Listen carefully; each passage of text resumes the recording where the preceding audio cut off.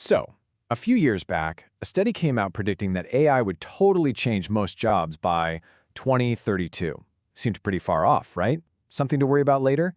Well, guess what? Later is now. The research shows that future got here about 6 years ahead of schedule. And the best way to really get what this means isn't in some tech lab. It's by looking at a job you see every day. Yep, a plumber. We're going to ground this whole thing in a really simple, real-world moment. A plumber showing up to a house to fix a leak. Because what's happening to that plumber's job, well, it reveals what's happening to yours, too.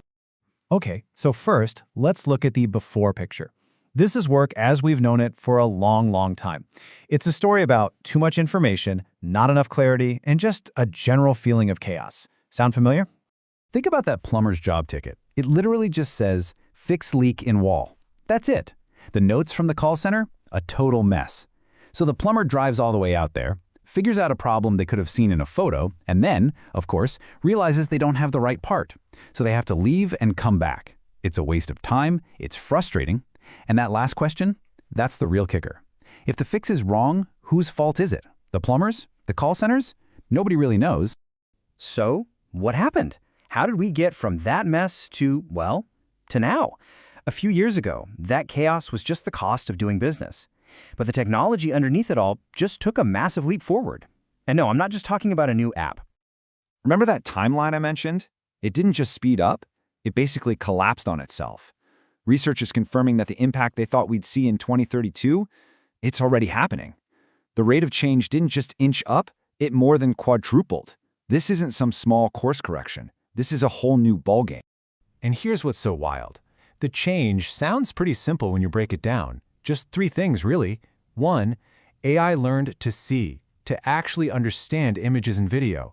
2, it learned to reason, to connect the dots, And 3, it learned to act, to use tools and get things done.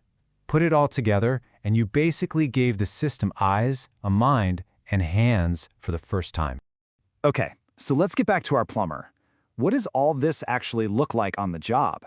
The pipe is still leaking, right? The work itself hasn't changed, but the way the work gets done, that's been totally transformed.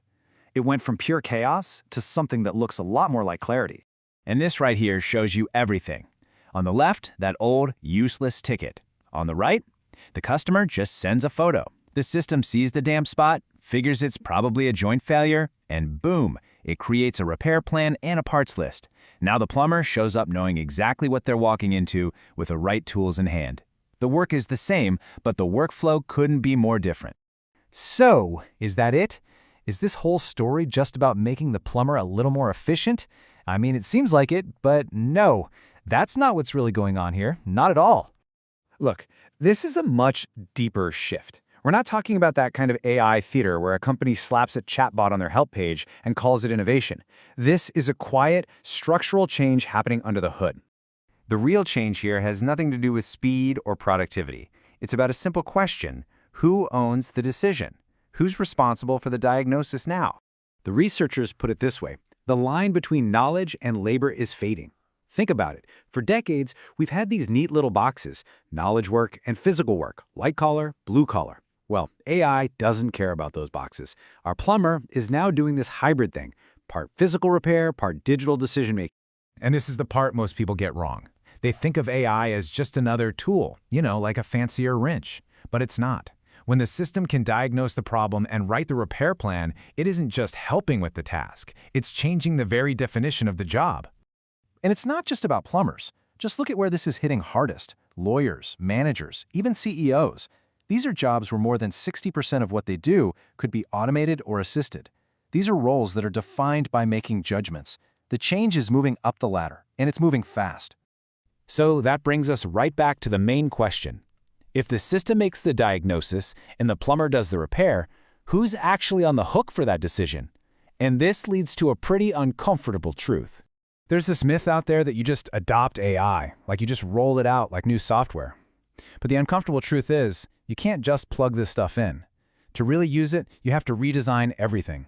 Your workflows, your teams, and your whole idea of who gets to make a call.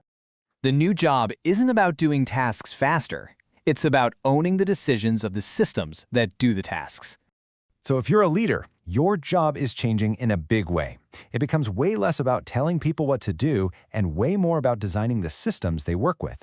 You're the one deciding what still needs a human touch, how the system learns when it messes up, and, maybe most importantly, making sure people can actually trust what comes out of it. So what's the takeaway from all this? The future we all thought was years away is already here. And in this new world, one skill matters more than anything else: your ability to learn faster than the systems you use.